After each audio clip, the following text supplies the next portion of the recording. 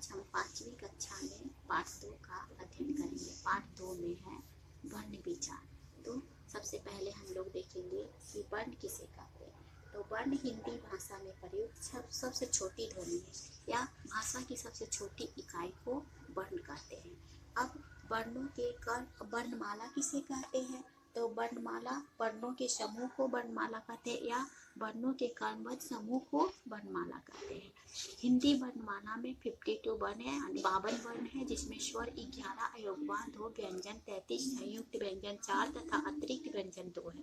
अब कुछ ध्वनियाँ जो विदेशी भाषाओं से हिंदी भाषा में ली गई है इन्हें आगत ध्वनियाँ कहते हैं, जैसे ज तथा फ अरबी तथा अंग्रेजी भाषा से ग्रहण की गई ध्वनियाँ हैं। इन्हें क्रमशः नुक्ता या अर्धचंद्र की ध्वनियाँ कहते हैं। अब नीचे हम लोग देखेंगे स्वर। तो स्वर किसे कहते हैं। तो स्वर स्वतंत्र रूप से बोले जाने वाले वर्ण स्वर वर्ण कहलाते हैं।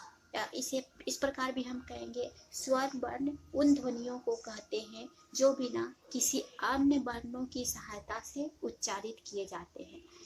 अब स्वरों के उच्चारण में हवा बिना किसी बाधा के मुख से बाहर निकलती है।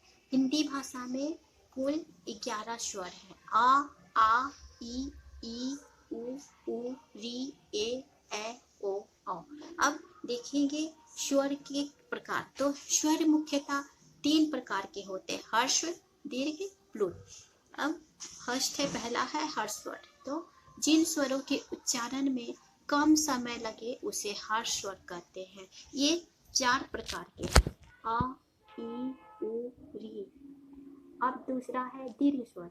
तो जिन स्वरों का उच्चारण करते समय हर्ष स्वर की अपेक्षा दुगुना समय लगे उसे दीर्घ स्वर कहते हैं। यहाँ पे है आ ई उ ए ओ आदि, ये सारे दीर्घ स्वर हैं। अब है तीसरा प्लुत। तो प्लुत स्वरों के उच्चारण में हर्ष स्वरों से 3 गुना अधिक समय लगता है। किसी को पुकारने में अथवा नाटक के संवादों में इनका प्रयोग किया जाता है, जैसे ओम, राम आदि। इसके बाद हम लोग देखेंगे अनुस्वार। अनुस्वार क्या है। तो अनुस्वार के उच्चारण में वायु नाक से निकलती है और उच्चारण झटके के साथ होता है, जैसे अनुस्वार एक रेखा के ऊपर बिंदु, इसे भी अनुस्वार कहते हैं, जैसे ठंडा, कंचन, जंगल, चंपत। बाद अब हम लोग देखेंगे अनुनासिक।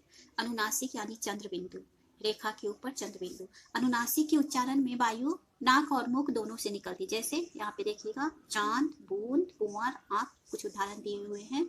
अब है विसर्ग। विसर्ग का उच्चारण ह के रूप में होता है। इसका प्रयोग प्रायः शब्द के अंत में किया जाता है, जैसे यहाँ पे देख लेंगे प्रायः, पुनः, प्रातः, अंत में विसर्ग है। अब स्वरों की मात्राएं। तो व्यंजन के साथ स्वर को मिलाने के लिए जो चिन्ह जोड़ा जाता है वो मात्रा कहलाते हैं। इसके बाद है अस्वर की कोई मात्रा नहीं होती है। अस्वर की कोई मात्रा नहीं है होती, यह सभी व्यंजनों से जुड़ा होता है। और अंशस्वरों में मात्राएं नीचे लिखिए या अग्रलिखित तालिका में दी गई। यहाँ पे देख लेंगे स्वरों की मात्रा या चिन्ह। यहाँ क्रम संख्या है 1 2 3 4। यहाँ पे स्वर है आ ई उ री ए ओ इत्यादि। मात्रा आगे कोई मात्रा नहीं, आकार की मात्रा हर्षे दीर्घ, हर्षो दीर्घ, री ए ओ इत्यादि। अब मात्रा के साथ वर्ण है क हलंत जोड़ आ का हलंत जोड़ आ का हलंत जोड़ हर्षे की, क हलंत जोड़ दीर्घ की, क हलंत जोड़ हर्षु की, क हलंत जोड़ दीर्घ को। इस तरह देख लेंगे मात्रा के साथ वर्ण। अब इसका प्रयोग है कटहल, इसमें कोई मात्रा नहीं है, कमल इत्यादि। अब स्वरों का मूल रूप में प्रयोग होता है अनार, अमरूद इत्यादि। यहाँ पे आ की मात्रा वाले शब्द देख लेंगे काम, काला। हर्षित की मात्रा वाले किसान, किरण। दीर्घ की मात्रा वाले कीर, कीमत इत्यादि यहाँ पे दिए जा रहे हैं। इसका आप लोग अच्छी तरह से देख लेंगे। इसके बाद है व्यंजन। तो व्यंजन किसे कहते हैं। तो व्यंजन स्वतंत्र ध्वनियाँ हैं, इन्हें बोलने के लिए स्वरों की सहायता ली जाती है। अब व्यंजन कौन कौन से यहाँ पे देखिए, क ख ग घ ङ, कवर्ग, चवर्ग, टठड़, अण, टवर्ग, तथड़, अण, तवर्ग, पवर्ग, ये सारे स्पर्श व्यंजन है। इसके बाद है यह र ल व अंतस्थ व्यंजन है। तालव्य मूर्धन स उष्ण व्यंजन। अब यहाँ पे संयुक्त व्यंजन कौन कौन से है। तो छ, त्र, य, स्र संयुक्त व्यंजन। इसके बाद अतिरिक्त वर्ण कौन से, ढ और ढ अतिरिक्त व्यंजन। इसके बाद विशेष व्यंजन कौन कौन से हैं। तो ढ, य अण न म पंचम वर्ण है, ये सारे पंचम वर्ण कहलाते हैं। अब यहाँ पे है संयुक्त व्यंजन। तो दो व्यंजनों के मेल से बने व्यंजन को संयुक्त व्यंजन कहते हैं। संयुक्त व्यंजन 4 है, जैसे छ, त्र, य, स्र, क हलंत जोड़ श बराबर 6 अक्षर है, कक्षा है शब्द। अब है त हलंत जोड़ र, त्र पुत्र त्रिशूल, च हलंत जोड़ य हलंत ज्ञान विज्ञान, श हलंत जोड़ र हलंत बराबर श्रम विज्ञान इत्यादि। अब है द्वित व्यंजन। तो एक जैसे दो वर्णों के मेल को जिनमें पहला व्यंजन स्वर रहित व दूसरा व्यंजन स्वर सहित होता है, स्वर रहित व स्वर सहित देखेंगे, उसे द्वित व्यंजन कहते हैं। जैसे क हलंत जोड़ क शब्द है पक्का, चक्का इत्यादि। त हलंत जोड़ तत् पत्ता कुत्ता इत्यादि। कुछ उदाहरण दिए जा रहे हैं, जिसे आप लोग अच्छी तरह से ध्यान देंगे।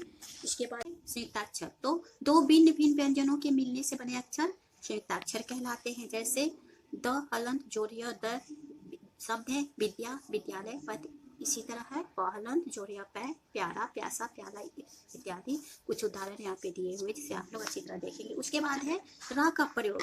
र का प्रयोग भिन्न तरीके से यहाँ पे दिए जा रहे हैं। जैसे र का प्रयोग अन्य वर्णों के साथ निम्नांकित प्रयोग से किया जाता है। जैसे यहाँ पे यदि र स्वर रहित हो, स्वर रहित, यदि र स्वर रहित हो तो आगे वाले व्यंजन के ऊपर र रेप लगाया जाता है, रेखा के ऊपर देखेंगे र रेप। जैसे क हलंत जोड़ अ जोड़ र जोड़ म हलंत जोड़ अ कर्ण, क म र रेप कर्ण इत्यादि। कुछ उदाहरण दिए जा रहे हैं, आप लोग देखेंगे। इसके बाद है यदि स्वर सहित र किसी स्वर रहित व्यंजन के बाद हो तो उसे पदेन के रूप में लिखा जाता है।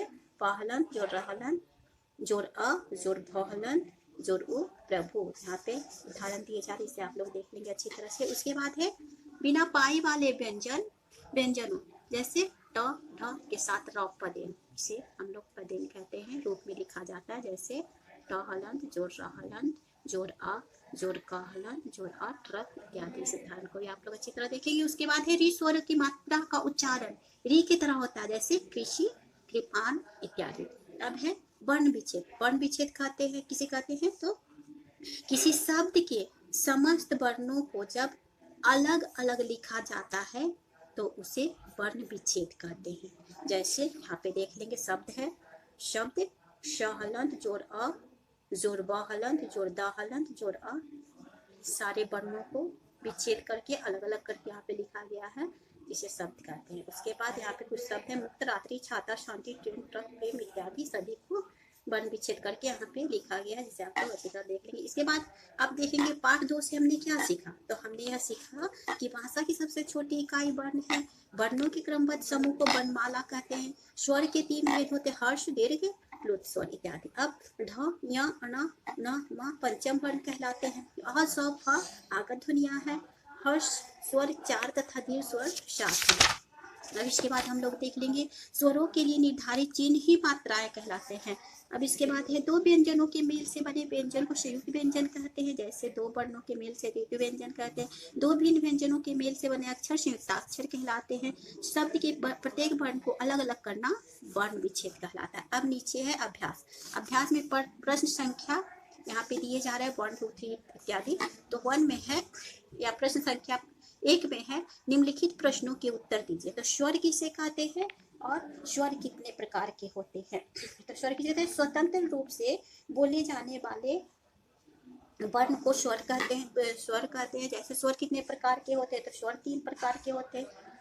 अब है अनुस्वार व अनुनासिक क्या है? इनसे बने दो शब्दों के दो उदाहरण दीजिए। तो अनुस्वार के उच्चारण में वायु नाक से निकलती है और उच्चारण झटके के साथ होता है। इसका उदाहरण है ठंडा, कंचन इत्यादि। अब है अनुनासिक। तो अनुनासिक के उच्चारण में वायु नाक और मुख दोनों से निकलते हैं, जैसे चांद, अंधेरा इत्यादि। अब है यहाँ पे तीसरा संयुक्त व्यंजन किन्हें कहते हैं? तो छ, त्र, ज्ञ, स्र को संयुक्त व्यंजन कहते हैं। संयुक्त अक्षर क्या है? उदाहरण सहित लिखे। तो दो भिन्न भिन्न व्यंजनों के मिलने से बने अक्षर संयुक्ताक्षर कहलाते हैं। जैसे द, विद्या, प्यारा इत्यादि। अब दूसरा क्वेश्चन प्रश्न संख्या 2 है रिक्त स्थानों की पूर्ति कीजिए। तो स्वतंत्र रूप से बोले जाने वाले वर्ण स्वर कहलाते हैं। हिंदी में 11 स्वर तथा 33 व्यंजन है। अ, ज, फ, मुक्ता तथा अर्धचंद्र ध्वनियां हैं। शब्द के प्रत्येक वर्ण को अलग अलग करना वर्ण विच्छेद कहलाता है। वर्णों के क्रमबद्ध समूह को वर्णमाला कहते हैं। तीसरा में है सही कथन पर सही तथा गलत पर गलत का चिन्ह लगाएं। तो यहाँ क में है ध्वनि भाषा की सबसे बड़ी इकाई है, तो ये गलत होगा। दो भिन्न व्यंजनों के मेल से बने अक्षर संयुक्ताक्षर कहलाते हैं, सही है। इसके बाद है स्वर मुख्यतः 4 प्रकार के, तो 4 नहीं होते, स्वर 3 प्रकार के, इसलिए गलत हो जाएगा। अब यहाँ पे है जिन स्वरों के उच्चारण से में कम समय लगता है उन्हें हर्ष कहते हैं, सही है। स्वर को व्यंजन से मिलाने के लिए जिन चिन्ह का प्रयोग किया जाता है उसे मात्रा कहते हैं, ये भी सही है। अब नीचे रचनात्मक कार्य, तो यहाँ पे देख लेंगे पेज नंबर यहाँ पे है 17। तो 17 में पहला है निम्नलिखित ध्वनि चिन्हों के प्रयोग करते हुए 2-2 शब्द लिखिए। अनुस्वार अनुनासिक भी सकते हैं, यहाँ पे आप लोग को लिखना है। निम्नलिखित संयुक्ताक्षरों का प्रयोग करते हुए 2-2 शब्द लिखिए, उसे भी आप यहाँ पे लिखेंगे। उसके बाद है निम्नलिखित शब्दों को पहचान कर उनमें प्रयोग किए जाने वाले संयुक्त व्यंजनों को छाट कर लिखे, तो यहाँ पे आप लोग खुद से लिखेंगे। और जितने भी प्रश्न उत्तर है सबको अच्छी तरह अभ्यास पुस्तिका पर लिख करके याद करेंगे, ताकि आगे चलकर आप लोग को किसी प्रकार की कोई कठिनाई ना हो। धन्यवाद।